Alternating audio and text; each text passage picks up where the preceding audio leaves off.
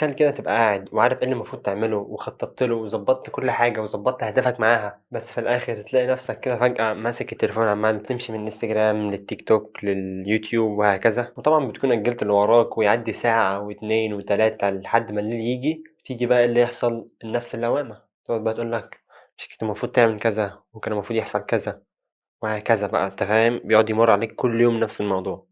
أنت بالك تخيل طبعا في حالة إن ده مش بيحصل لك. بص خليني أقولك على حاجة، المشكلة مش إنك كسول ولا حاجة، هو بس عقلك بيحب الراحة السريعة دلوقتي، أو بمعنى أصح بيفضل الراحة السريعة دلوقتي عن الأهداف بعيدة الأمد اللي أنت عايز طبعا تحققها أيا كانت هي إيه مثلا. بص هي دي مش غلطتك، يعني هو أصلا عقلك متبرمج على الراحة والحاجات السريعة والكده. بص هي دي أصلا مش غلطتك، بس هو عقلك متعود على الراحة وتجنب الألم والسعي، طبعا إنك تعمل يبقى في متعة سريعة كده في الحاجة اللي بتعملها، عشان كده بتروح للريلز والحاجات دي. يعني لما بتفكر تعمل مهمة كبيرة زي مثلا إنك تذاكر فيزياء أو تذاكر في العموم، عقلك بيحاول يتجنب الفكرة ديّة لإن هو بيتعامل مع المذاكرة أكنه حرفيًا وحش كبير وهو رايح له، فاهمني؟ وبيدّيك في ساعتها بديل سهل اللي هو طبعًا التليفون زي ما قُلنا قبل كده، أو مثلًا لو مش التليفون فأنت بتقعد تتخيل تخيلات كده عشان تعدّي يومك يعني، وهو ده السبب أصلًا اللي بيخلّيك ما تبدأش. والحل لكده بقى يعني قبل ما أقول لك الحل، فاكر مسلسل ما وراء الطبيعة؟ كان بيقول لك في قانون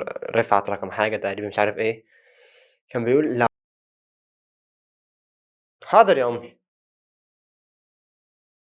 أنا نُص ساعة وأخلّص. فاكر أنت مسلسل ما وراء الطبيعة لمّا كان في الراجل رفعت ده اسمه رفعت تقريبًا، كان بيقول لو عقلك لعبك خُده على قد عقله، أو يعني لو عقلك لعبك لعبه، سهلة، يعني من الآخر هتخدعه زي ما هو بيخدعك، فاهمني؟ بُص أنا عارف إنك تُهت، فعشان كده هاشرح لك تاني. خدنا في الفيزيا قبل كده في قانون اسمه قانون القصور الذاتي، القانون ده بينُص على إيه؟ إن الحاجات الساكنة اللي هي الثابتة يعني مكانها هتفضل ثابتة، والحاجات المتحركة هتفضل متحركة، أو يعني الحاجات المتحركة هتستمر في الحركة اللي هي فيها، وده بالضبط اللي بيحصل في حياتنا اليومية. لو أنت في حالة من الراحة أو التأجيل أو إنك تبدأ في أي task عليك، ساعتها بتبان أكنك حرفيًا بتزُق صخرة من على جبل، يعني صخرة على الجبل وأنت طالع الجبل بالصخرة دي، فاهمني؟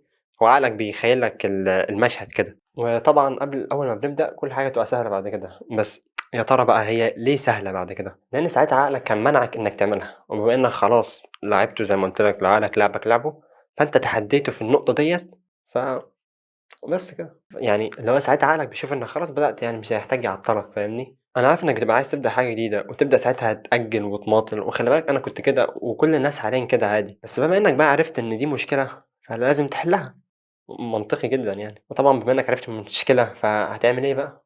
هتتحدى نفسك، هتتحدى نفسك سهلة. يعني أنا كنت مثلًا عايز أبدأ في القناة ديّة وأفيد الناس وكده، بس كنت باقعد أدوّر على كذا عُذر عشان ما أبدأش، زي مثلًا افرض صحابي عرفوا ممكن يتريقوا عليَّ، وأنا عارف إن هُم ممكن يعرفوا بس ويتريقوا، بس خلاص بقى دلوقتي بقت عادي بالنسبة لي. وطبعًا قُلت طُز وبدأت، وبدأت خلي بالك حاجات كتيرة غير القناة بتاعة اليوتيوب ديّة، وأغلب الحاجات دي ما حدش يعرفها أصلًا. وبعد ما بدأت الحاجات دي كلّها، موضوع البداية ده قد ما هو يبان للناس حاجة صعبة جدًا، فهو بالنسبة لي بقى سهل جدًا حرفيًا، لدرجة إني ممكن أبدأ في حاجة النهارده وآجي كمان شهر مثلًا أبدأ في حاجة كمان مع الحاجة اللي بدأتها قبل كده، وأقعد بقى هكذا، وأقعد أبدأ في كذا حاجة وأبقى مضغوط بزيادة بس بابدأ. ولازم نبدأ بأقل خطوة ممكنة، يعني أنا لمّا بدأت على القناة ديّة يعني في اليوتيوب والإنستجرام والتيك توك والحاجات التانية دي يعني، بدأت أنزّل before and after في المونتاج، بعدين بدأت أنزّل فيديوهات في العموم يعني، حوالي نزّلت 3 أو 4 دلوقتي، واحتمال أنزّل 5 قريب. وأهو بدأت في اليوتيوب غالبًا ما حدش يعرف مش تفرق يعني، فزي ما قُلت لك عقلك بيحب البساطة والحاجات السهلة، وأول ما يلاقي حاجة كبيرة بيحاول يبعد عن الحوارات الكبيرة دي، فأنت ساعتها بقى أول ما تلاقيه بيبعد تقرّب، زي ما قُلت لك لو عقلك لعبك خُده على قد عقله، منطقي جدًا خلّي بالك دلوقتي. يعني مثلًا لمّا بتقول لعقلك إن تعالَ ندّي مثال مثلًا إنك هتذاكر فيزيا، بتقول لعقلك أنا عايز أذاكر درس فيزيا، فهو بيشوف الموضوع كبير، بعيدًا عن الفيزيا أنا باتكلم في أي مهمة يعني في العموم، يشوف الموضوع كبير جدًا، وأنت كده حرفيًا تخوّف عقلك طبعًا في حالة إنك اللي هو ما بدأتش كتير وكده، أنا باحل لك مشكلة فاهمني؟ فطبعًا لمّا بتقول إنك عايز تخلّص مهمة كبيرة كاملة، أنت ساعتها في اللحظة ديّة حرفيًا يعتبر أكنك بتخوّف عقلك، وطبعًا بتخوّف عقلك وأنت مش عارف أصلًا، وده طبعًا بيخلّيك تأجّل، وتأجّل، وتأجّل فاهم؟ وعشان تجر نفسك للtask اللي عايز تعمله، أو مثلًا عايز تذاكر أو أي حاجة، فأنت تحاول تخلّي المهمة صغيرة جدًا، 5 دقايق، 10 دقايق، ربع ساعة.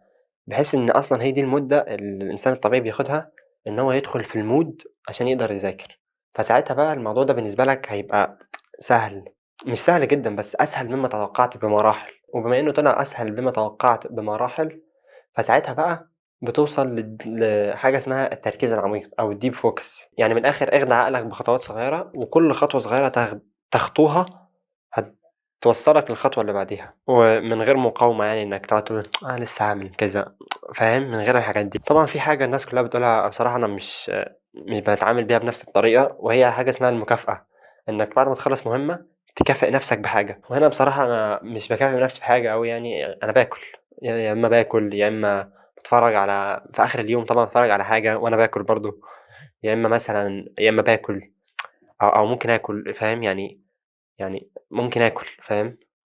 بس كده يعني، أتمنى إن أكون ساعدتك في الموضوع دوّة، ولو عجبك الفيديو ما تنساش تقول لي رأيك تحت في comment، ولو عجبك المحتوى برضه اعمل subscribe يعني مش هتخسر حاجة، خلّي بالك.